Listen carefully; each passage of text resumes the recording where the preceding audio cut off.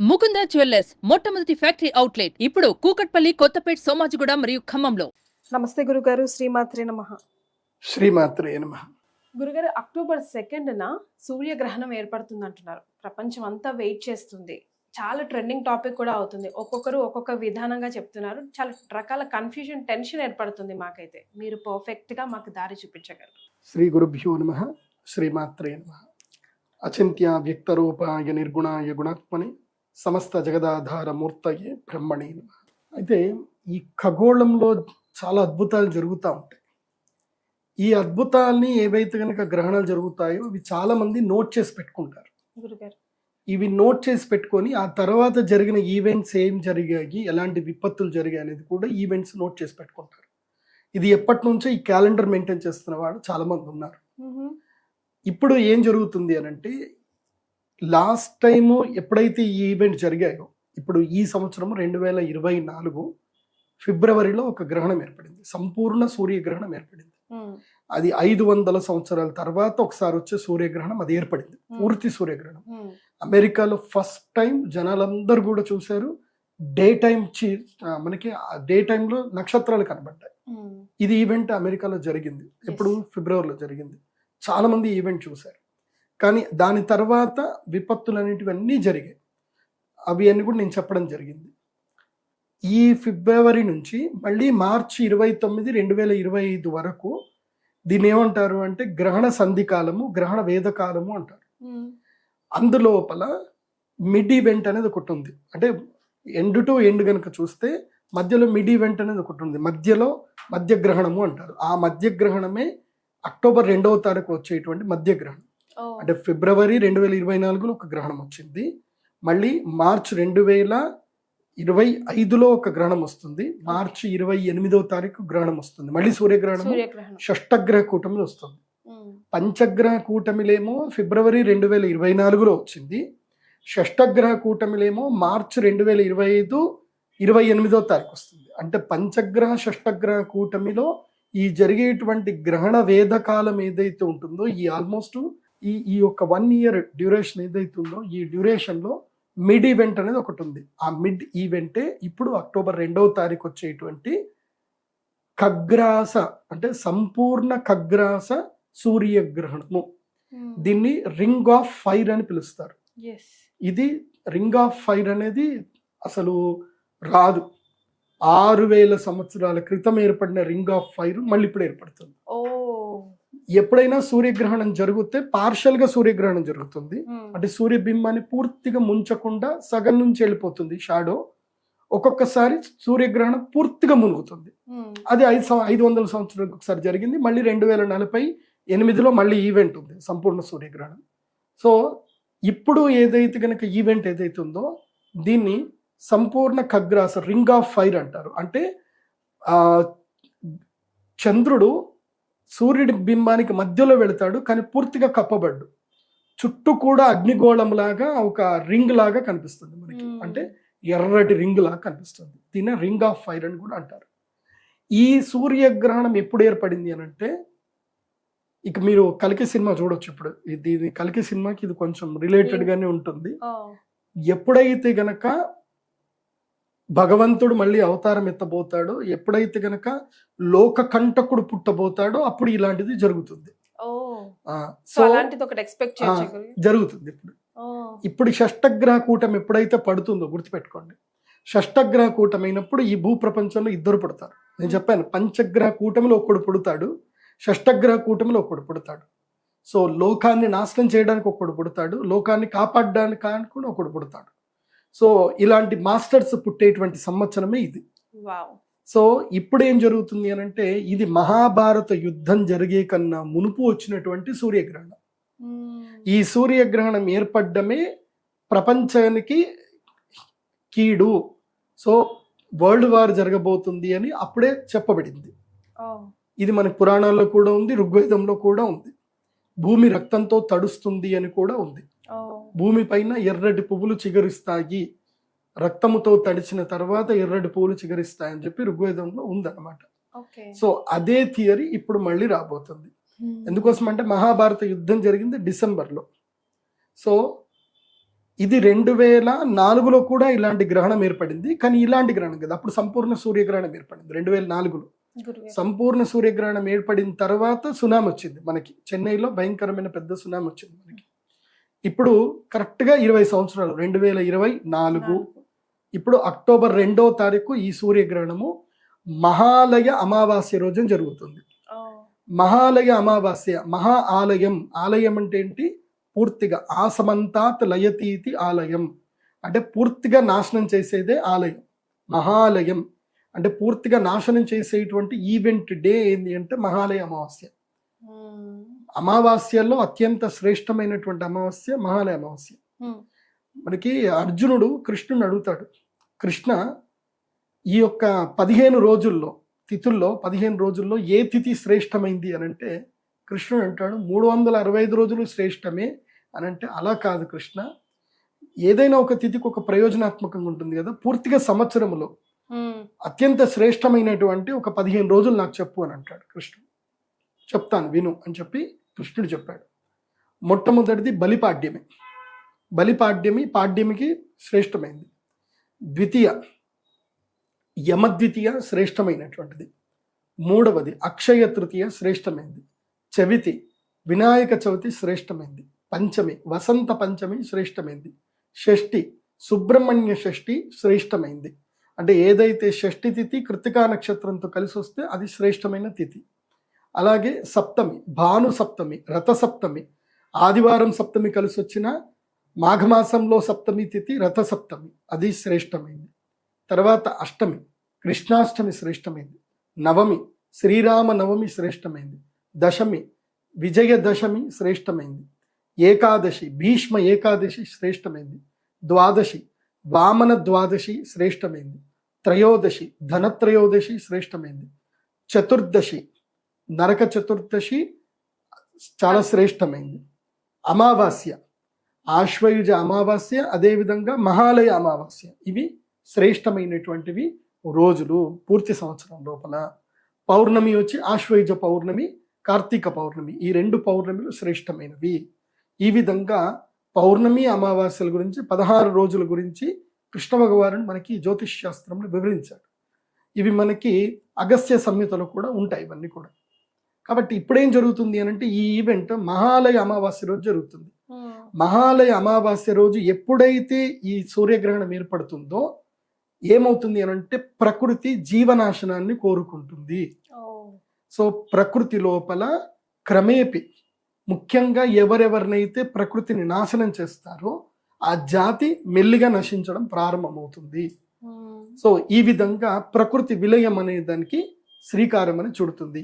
మానవుల లోపల మధ్యలో ఒకరి మీద ఒకరికి వైరం పెరుగుతుంది. ఇప్పుడు గనక చూస్తే ఉక్రెయిన్ రష్యా వార్ అనేది జరుగుతుంది. ఇప్పుడు నాటో దళాలు ఏమంటున్నాయి, ఇంకా మేము ఉక్రెయిన్ తోటి సిగ్నేచర్ చేసేసుకుంటున్నాము, మేము వచ్చేస్తున్నాము అని నాటో దళాలు అంటున్నాయి. ఆల్మోస్ట్ నవంబర్ ఎండింగ్ వరకు ఉక్రెయిన్ నాటో లోపలికి వెళ్ళిపోతుంది. ఇక ఉక్రెయిన్ నాటోలోకి వెళ్ళిపోయింది అని అంటే నాటో మొత్తం కూడా దేశాలన్నీ కూడా ఉక్రెయిన్ తోటి సపోర్ట్ ఉన్నట్టే. సో అప్పుడు రష్యా ఏకాక అవ్వదు కదా, రష్యాకి కూడా సపోర్ట్ చేసే దేశాలు చైనా కలిసి వస్తుంది.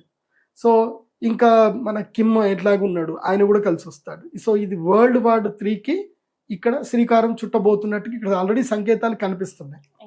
సో ఈ గ్రహణ ప్రభావం ఆ సంకేతాలకి అగ్రిమెంట్ ఇచ్చినట్టుగా, స్టాంప్ వేసినట్టుగా ఈ గ్రహణ ప్రభావం దాని మీద ఎఫెక్ట్ అయితే ఉంటుంది. ఇది ఆల్రెడీ మనకి ఒక వెబ్సైట్లో కూడా రాసి పెట్టారు. ఎప్పుడైతే ఈ యొక్క ప్రకృతి విపత్తులు పెద్ద పెద్ద ఫ్లూ లాంటి ఏవైతే జరిగాయో ఇలాంటి గ్రహణాలు జరిగిన తర్వాతనే ప్రకృతి విపత్తులు పెద్ద పెద్ద రోగాలన్నీ కూడా ఏర్పడ్డాయి.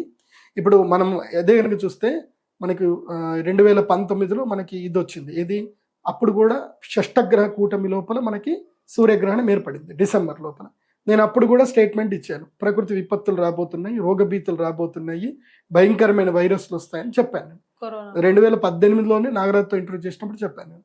సో 2019 లోపల ఏం జరిగింది, కోవిడ్ వైరస్ వచ్చింది. 2020 చీకట్లకు నెట్టేసింది, 21 దారుణంగా పోయింది, 22, 23 కొంచెం తేరుకున్నాం, మళ్ళీ 24లో వరదలు విపత్తులు వస్తున్నాయి. సో ఇప్పుడు మన దేశానికి యుద్ధ భీతి ఉండే అవకాశం కూడా ఉంది. ఎందుకోసం అంటే మన దేశంలో తీవ్రవాదము అంతర్గతంగా పెరుగుతుంది. మన దేశానికి 2047 2045 నుంచి 47 ఈ 2 సంవత్సరాలు గుర్తుపెట్టుకోండి. ముఖ్యంగా హిందువులు గుర్తుపెట్టుకోండి. 2045 నుంచి 2047 వరకు మీరు ఎంత డబ్బు సంపాదించుకోండి, ఎన్ని భూములు సంపాదించుకోండి, ఎన్ని ఆస్తులు సంపాదించుకోండి, మీరు వేరే వాళ్ళ కోసమే సంపాదిస్తున్నట్లు లెక్క. గుర్తుపెట్టుకోండి. ఒకప్పుడు 1947 పాకిస్తాన్ ఏర్పడకన్నా మునుపు పాకిస్తాన్లో ఉండే హైదరాబాద్లో సింధ్ ప్రాంతం లోపల 98% హిందువులు ఆస్తిపాస్తులు కలిగి ఉన్నటువంటి వాళ్ళు. ఇవాళ ఈ రోజటి గనక చూస్తే, అంటే 2024 సంవత్సరానికి చూస్తే, అక్కడ 1% మాత్రమే హిందువులు ఉన్నారు. వాళ్ళ దగ్గర 1% కూడా, అంటే 98%లో 1% కూడా వాళ్ళ దగ్గర ఎవరి దగ్గర స్థిరాస్తులు లేవు. వాళ్ళ ఆస్తులన్నీ పోయాయి. కాబట్టి హిందువులందరూ కూడా బాగా గుర్తుపెట్టుకోండి, 2045-47 ఇది మనకి విపత్తు కాలము. భారతీయులందరికీ, హిందువులే కాదు, భారతీయులందరికీ విపత్తు కాలం. ఈ భారతదేశము అంతర్గత తీవ్రవాదంతో ఆక్రమింపబడుతుంది. దానికి శ్రీకారం ఇక్కడ నుంచి, ఇప్పుడు 2024 నుంచి చూస్తే 2044 వరకు, అంటే ఎన్ని సంవత్సరాలు? 24 అంటే ఇంకా 20 సంవత్సరాలు. ఈ 20 సంవత్సరాల్లో చాప కింద నీరులాగా తీవ్రవాదం పాకుతుంది, విపరీతంగా పాకుతుంది. ఒకేసారి 2 సంవత్సరాలు భారతదేశంలో మూకుమ్మడి దాడులు పెరుగుతాయి. భారతదేశంలో సౌత్ ఇండియా అని గొడవలు చేస్తారు, మా ప్రాంతం గొప్ప అని చెప్పి గొడవలు చేస్తారు, ఏవో ఒకటి అల్లకల్లోలు జరుగుతాయి. మనం ఐకమత్యంగా లేకపోతే. మనం ఆస్తులు ఒకటి సంపాదించుకోవడం కాదు, సమైక్యతను కూడా సంపాదించుకోవాలి, జ్ఞానాన్ని కూడా సంపాదించుకోవాలి, ఐక్యంగా ఉండాలి. అది బాగా గుర్తుపెట్టుకోండి. ఎందుకోసం అంటే భవిష్యత్తుకు సూచనలే, భవిష్యత్తు విపత్తుకు సూచనలే ఈ గ్రహణాలు. ఇప్పుడు వచ్చేటువంటి రింగ్ ఆఫ్ ఫైర్ ఏం చెప్తుంది అని అంటే, ఆ చీకటి చంద్రుడు ఎవరైతే ఉన్నారో అది మనం అందరం. ఆ చుట్టూ అగ్ని ఏదైతే ఉందో మన చుట్టూ కమ్ముకునేటువంటి విపత్తు.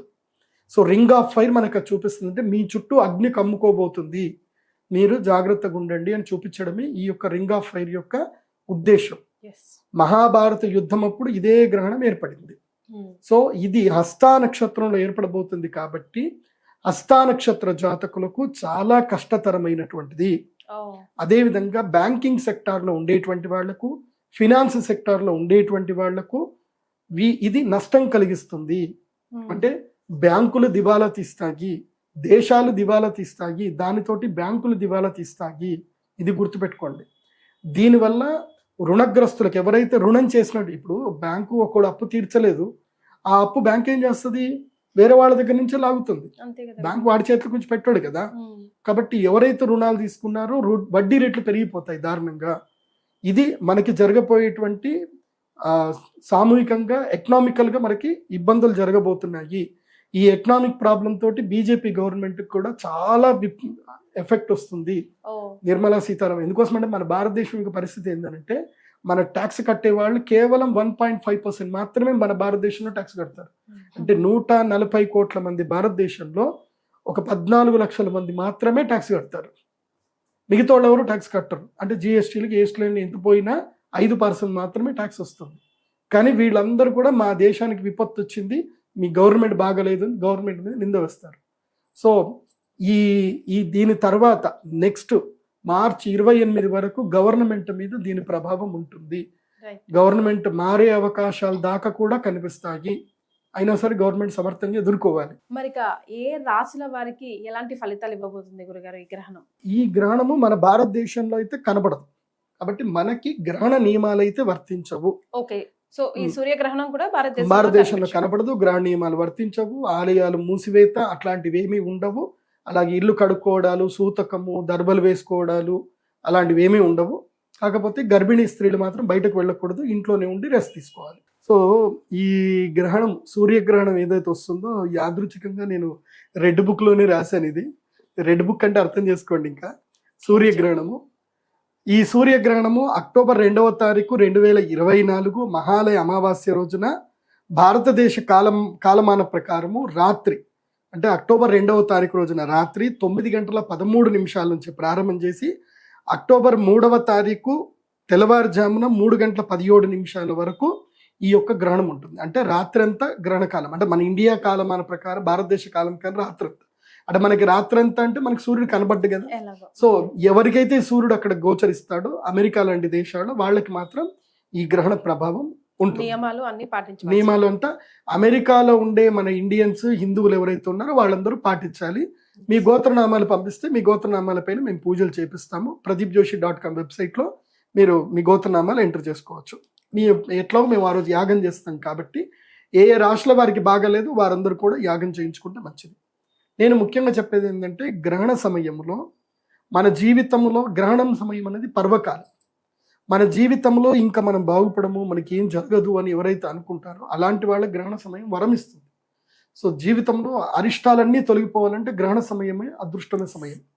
ఆ సమయంలో మనము దేవతలకి యక్షిణీ దేవతలు గనక శక్తిని ఇవ్వగలిగితే ఆ గ్రహణ సమయం అయిపోయిన తర్వాత ఆ దేవతలు మనకి శక్తిని ఇస్తారు. తర్వాత ఆ ఒక్క గంట కాలము equal to the 1 year time.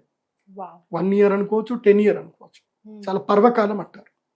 So ఈ గ్రహణము ఎవరెవరికి బ్యాడ్ కీడు అని అంటే ముఖ్యంగా ఈ గ్రహణము హస్తా నక్షత్రం యొక్క 1, 2వ పాదంలో జరగబోతుంది. హస్తా నక్షత్రం వారికి గ్రహణము మంచిది కాదు. అనారోగ్య సమస్యలు వస్తాయి, విపత్తులు వస్తాయి, అనవసరమైన అపఘాతాలు, విఘాతాలు, అదేవిధంగా అపకీర్తి, మీ మీద చాడీలు చెప్పడము, మీ మీద ఎవరైనా అనవసరంగా అభాండాలు వేయడము, అనుమానాలు అవమానాలు ఎక్కువగా జరగడం, ఇవన్నీ జరుగుతాయి. ఆస్తి నష్టం జరుగుతుంది, వ్యాపార నష్టం జరుగుతుంది. చాలా కామ్గా ఉండండి. అక్టోబర్ 18వ తారీఖు వరకు మీకు బాగుండదు. అక్టోబర్ 2 నుంచి అక్టోబర్ 18వ తారీఖు వరకు టైం బాగుండదు. మళ్ళీ మీరు ఆశ్వయుజ పౌర్ణమి రోజు పూర్ణ చంద్రుని చూసి దర్శనం చేసుకునేంత వరకు మీకు ఈ గ్రహణ దోషం ఉంటుంది. ముఖ్యంగా కన్యారాశి, మీనరాశి వారికి ఇది వర్తిస్తుంది ముఖ్యంగా. ఇక ఎవరెవరికి ఏ రాశుల వారికి బాగాలేదు అంటే 4 రాశుల వారికి కన్యారాశి, సింహరాశి, మీనరాశి, మేషరాశి, ఈ 4 రాశుల వారికి ఈ గ్రహణము బాగా లేదు. ఇది ప్రపంచంలో ఎక్కడ ఉన్నా సరే వాళ్ళందరికీ బాగా ఉండదు. ఇది కేవలము గ్రహణం చూసే వాళ్ళకే కాదు, ప్రపంచంలో ఎక్కడ చూసే వాళ్ళకేమో 100% ఎఫెక్ట్ ఉంటుంది. గ్రహణం ఎక్కడైతే కనబడదో వాళ్ళకి 50% ఎఫెక్ట్ ఉంటుంది. సో ఇంకా గుడ్. ఈ గ్రహణం వల్ల ఎవరికి మేలు జరుగుతుంది అని అంటే కనుక కర్కాటక రాశి, మిథున రాశి, కుంభరాశి, వృశ్చిక రాశి వీళ్ళకి మేలు జరుగుతుంది. 100% చూసే ఎవరికైతే గ్రహణం కనిపిస్తుందో వీళ్ళందరికీ మేలు జరుగుతుంది. ఎవరికైతే కనబడదో వాళ్ళకి 50% అయినా మేలు జరుగుతుంది. ఇక నార్మల్ మకర, ధనస్సు, వృషభ, తులరాశి వాళ్ళకి నార్మల్గా ఉంది. కాబట్టి ఇది బాగా గుర్తుపెట్టుకోండి. ఈ గ్రహణము కన్యా, సింహ, మీన, మేషరాశి వాళ్ళకి బాగా లేదు. మరి పరిహారాలు ఏం చేసుకోవాలి అని అంటే ఎవరి జాతకంలో అయితే గనక సూర్యుడు, రాహు కలిసి ఉన్నా, సూర్యుడు, కేతువు కలిసి ఉన్నా మీ జాతకం, ఎందుకోసమంటే జాతకంలో ఎట్లా చూసుకోవాలండి అని డౌట్ వస్తుంది కదా. మీకు చెప్పేది ఏంటంటే నా వెబ్సైట్లో pradeepjoshi.com వెబ్సైట్కి వెళ్ళిపోయి హోరోస్కోప్ పీడిఎఫ్ని మీరు ఆర్డర్ చేసుకోండి. మీకు పీడిఎఫ్ ఫైల్ వస్తుంది. అందులోపల మీ జాతకంలో 3వ పేజు 4వ పేజీలోనూ లగ్న కుండలి అని పెద్ద కుండలి ఉంటుంది. ఆ కుండలిలో రవి, సూర్యుడు, రవి, రాహువు కలిసి ఉన్నారో చూసుకోండి. అలా కలిసి ఉంటే మీరు శ్రీచక్రపీఠం వచ్చేయాలి ఆ రోజు పక్క. రవి, రాహు ఒకే గడి లోపల రవి, రాహువులు ఉన్నారు, ఒకే గడిలో రవికేతువులు ఉన్నారు, శ్రీచక్రపీఠం పరిగెత్తుకుంటూ రావాలి. ఒకే గడిలో ఇది అక్టోబర్ 2వ తారీఖు రావాల్సింది. అక్టోబర్ 2వ తారీఖు రవి, రాహువు, రవి, కేతువు కలిసి ఉంటే అక్టోబర్ 2వ తారీఖు పరిగెత్తుకుంటూ వచ్చేయాలి. రాత్రి పూజ. దూరంగా ఉండే వాళ్ళ పరిస్థితి అంటే ఇండియాలో ఉంటే వీలైతే రండి, రాలేదు అని అంటే గోత్రనామాలైనా చెప్పించుకోండి. మేము లైవ్ పెడతాము, లైవ్ టెలికాస్ట్ అయినా చూసి అక్కడి నుంచి మీరు సూర్యారాధన, ఓం నమ శివాయ, శ్రీమాతృ మంత్రాన్ని అందరూ జపం చేసుకోండి. అయితే అక్టోబర్ 2వ తారీఖు రాత్రి యాగం ఉంటుంది, అరిష్ట నివారణ తంత్రము యాగం ఉంటుంది. కాబట్టి అక్టోబర్ 2వ తారీఖు రోజున ఎవరి జాతకంలో అయితే రవి, రాహువు, రవి, కేతువు కలిసి ఉన్నారు తెలుసుకోండి. ఇంకొకటి, ఎవరైతే గనక సూర్యగ్రహణానికి చంద్రగ్రహణానికి మధ్యకాలంలో పుట్టారో, లేదా చంద్రగ్రహణం అయిన తర్వాత 15 రోజులకి, లేదా సూర్యగ్రహణం అయిన తర్వాత 15 రోజులకి ఎవరైతే పుట్టారో వాళ్ళు గ్రహణ వేదతో పుట్టారు. అది గుర్తుపెట్టుకోండి. అది ఎలా తెలుసుకోవాలి అని అంటే simple, me date of birth, time, place రాసుకోండి. గూగుల్లో మీ సంవత్సరం, ఇప్పుడు ఉదాహరణకి మీరు 1982లో పుట్టారు, lunar and solar eclipse in 1982 అని కొట్టండి. సో మీరు ఉదాహరణకి అక్టోబర్ 2వ తారీఖే పుట్టారు అనుకుందాం.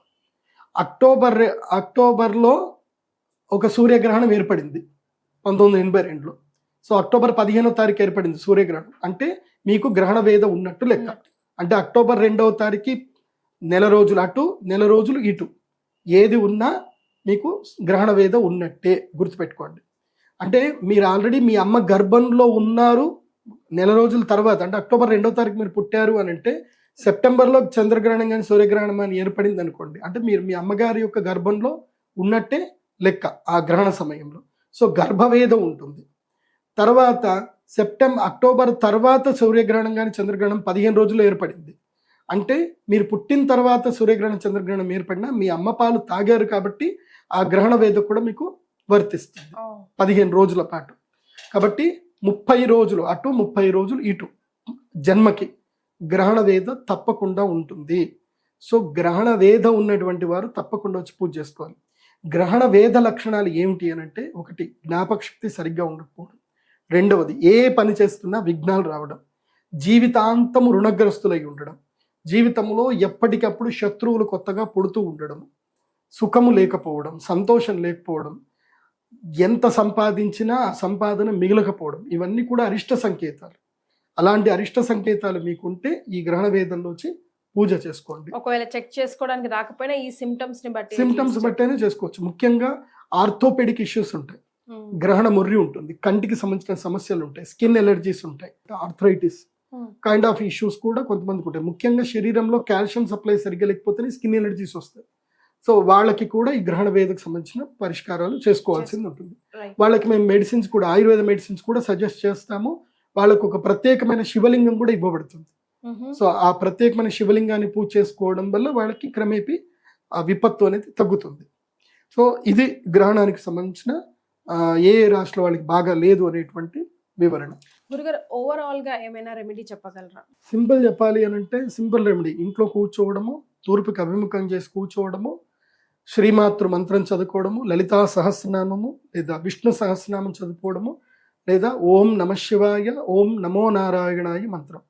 గర్భిణీ స్త్రీలు, గర్భము దాల్చబోయే స్త్రీలు ఓంకారంతో కూడుకున్న మంత్రము గ్రహణ సమయంలో చదవకూడదు. మామూలుగా మెనోపాజ్ అయినటువంటి వాళ్ళు అందరూ కూడా కామన్గా చదువుకోవచ్చు. గర్భిణీ స్త్రీలు మాత్రం బయటకి రాకూడదు, రాత్రి అసలు బయటకు రాకూడదు, ఇంట్లోనే పడుకోవాలి. ఆహార నియమాలు అయితే ఏమీ లేవు, నాన్ వెజ్ తినకూడదు, మిగతా ఏదైనా తినచ్చు. గురుగారు ఏ జన్మలో ఏదో అదృష్టం చేసుకున్న వాళ్ళు మాత్రమే ఈ వీడియో చూడగలరు అనిపిస్తుంది. బికాస్ చాలా చాలా ఇంపార్టెంట్ విషయాలు ఈ వీడియో ద్వారా మీరు తెలియజేశారు. ధన్యవాదాలు. శ్రీమాత.